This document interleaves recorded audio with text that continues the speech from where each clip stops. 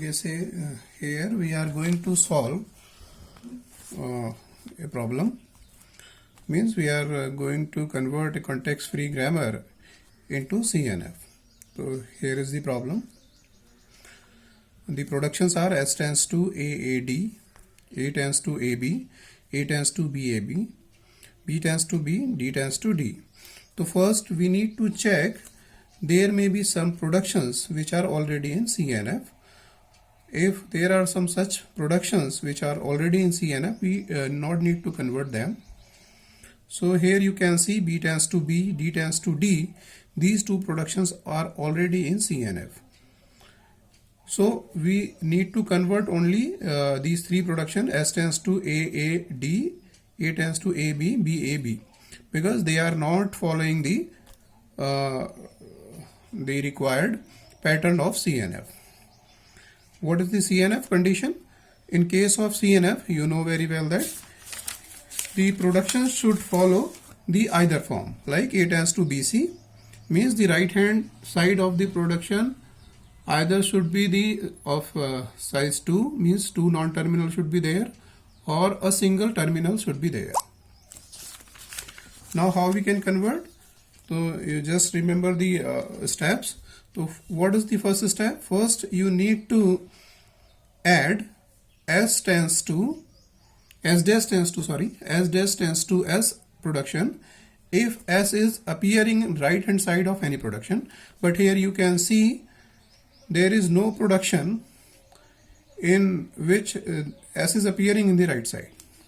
So S is not appearing in any production, in the right side of any production. So what we can do, we can skip the first step. Secondly, we need to remove null production. So here you can see there is no null production. So we can skip the step number 2 also. In step 3, we need to remove unit productions. So here you can see there is no unit production also. So you can skip the step number 3 also. In step 4, what we need to convert? We need to check the productions whose right hand side are length of more than 2. So here you can see S tends to AAD. This particular production is the length, is having the length 3. So how we can break that? So we can break like S tends to AAD and the another production A tends to BAB. So these two productions are having length more than 2. So how we can convert? S tends to AAD. How we can convert? S tends to AA. S tends to AAD. How we can convert? We can convert like this. S tends to A and new non-terminal, and new non-terminal tends to AD. Like this. S tends to AC1. C1 tends to AD. So this is the conversion of this S tends to AAD. Now next, A tends to BAB. How we can convert it? A tends to B, new non-terminal, and new non-terminal tends to AB. Like this. Here you can see A tends to B C2 and C2 tends to AB. And these all are the rest other productions we have written over here. So now in step number 4, our productions are like this. Now next, in step number 5, if there is any production in the form of, you know very well what we have there in the step number 5, A tends to AB, where A is the single terminal and B is the non-terminal. Then we need to convert this non-terminal into the terminal into the non-terminal like this. A tends to XB and X tends to A. Means we need to introduce the new non-terminal. So what we can do, and you can check over here, S tends to AC1 is matching with that particular production. Similarly, A tends to BC2 is matching with that particular production. Similarly, A tends to AB is matching with that particular production. So our next step is to convert these productions, means the starting terminal symbol we need to convert into the non-terminal. So how we can convert? We can modify like this. S tends to in place of this A, what we can write? We can write a new non-terminal like X C1, where X tends to A. In this way we can change this particular terminal symbol. So step 5, now apply step 5 on production. है ना, which are in the form of A tends to AB. So here S tends to AC1 is the first production. How it can be converted?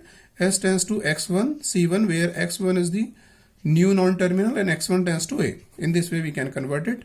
Similarly, A tends to B C2. Here A tends to X2 C2, where X2 tends to B. In this way we can convert it. A tends to AB. Here also A tends to X1B. You know very well that X1 already is there, X1 tends to A. So what we can do, we can use that particular same symbol over here, A tends to X1B. So in this way we can convert these productions. So finally the final list of the productions are S tends to X1 C1 from here, A tends to X1B and X2 C2 from here, C1 tends to AD, this is there, and X1 tends to A, B tends to B, D tends to D, X2 tends to B. Means what we can do, we can combine all the productions which we have converted into the desired form, and finally we'll get this in the CNF. We can see one more question.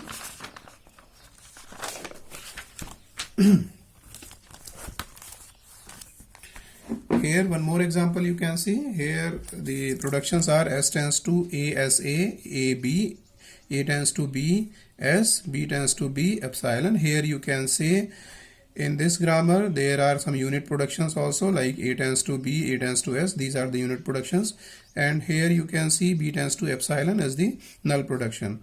So you know the rules. The first rule is that if there is S in the right hand side of any production, then first we need to add a new production S dash tends to S. So here you can see S is appearing in this production and also in this production. S is appearing in the right hand side of the productions. So first we need to add this production S dash tends to S. So now the productions, all productions are become like this.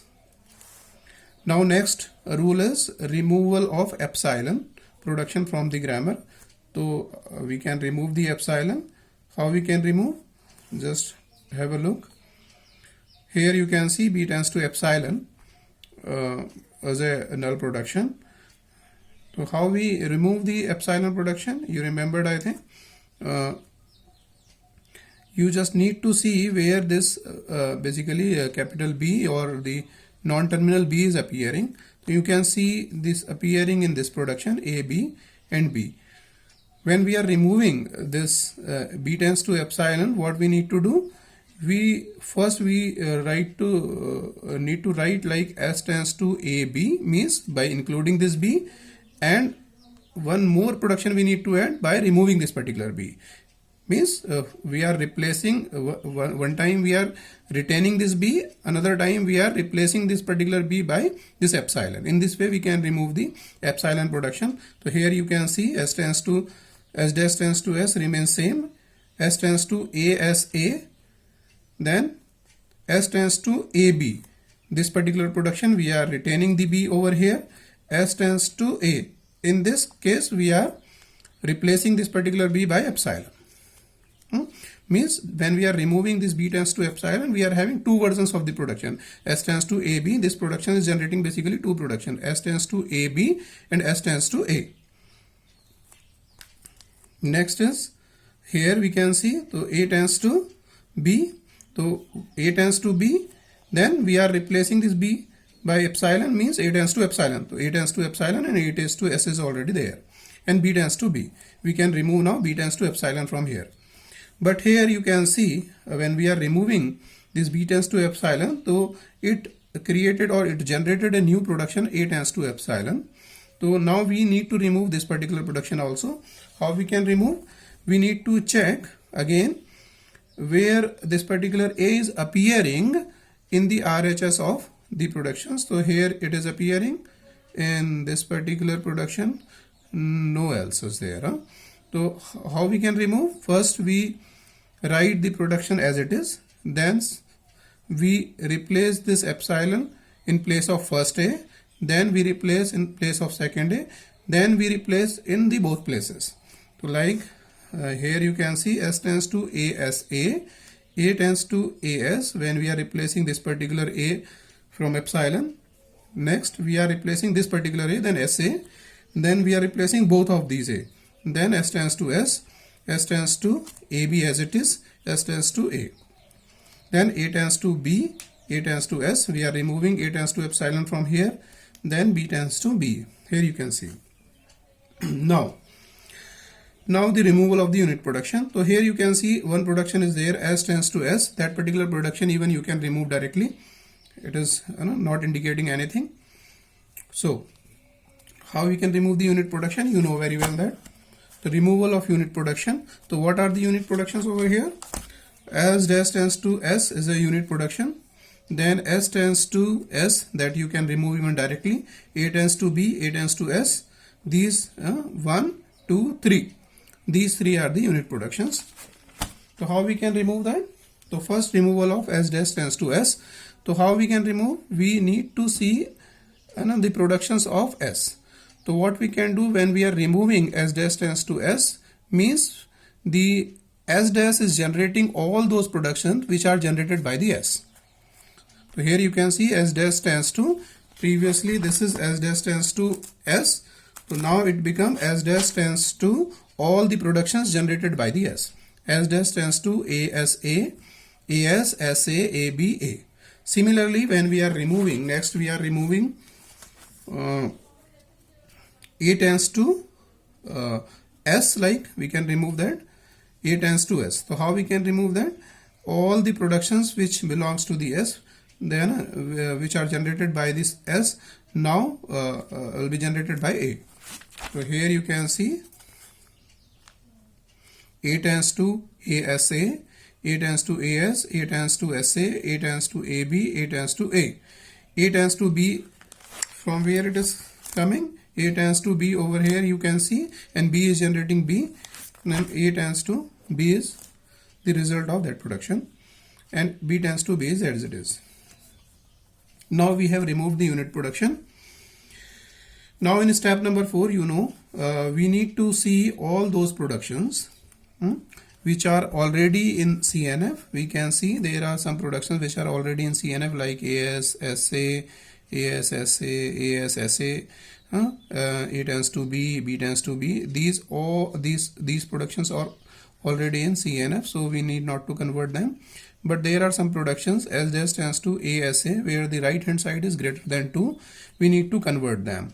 So how we can convert? Like S dash tends to ASA, S dash tends to A, C1 we introduce the new non-terminal where the C1 tends to SA. So this is the resultant of the S dash tends to the productions of the S dash. Similarly, we can change the production of S in the same way. Here S tends to ASA, S dash tends to ASA in place of this, S tends to A. SA, C1 is already deriving SA, so what we can do, S dash tends to A, C1, and C1 tends to SA is already there, like this. Similarly, the productions of A is converted. Now A tends to B, B tends to B. Now in the next step, we need to find out those productions whose first symbol is a terminal symbol. We need to convert that particular terminal symbol into the non-terminal one. So in this way we can convert and we can solve the question. In the next lecture we will see the Greibach normal form.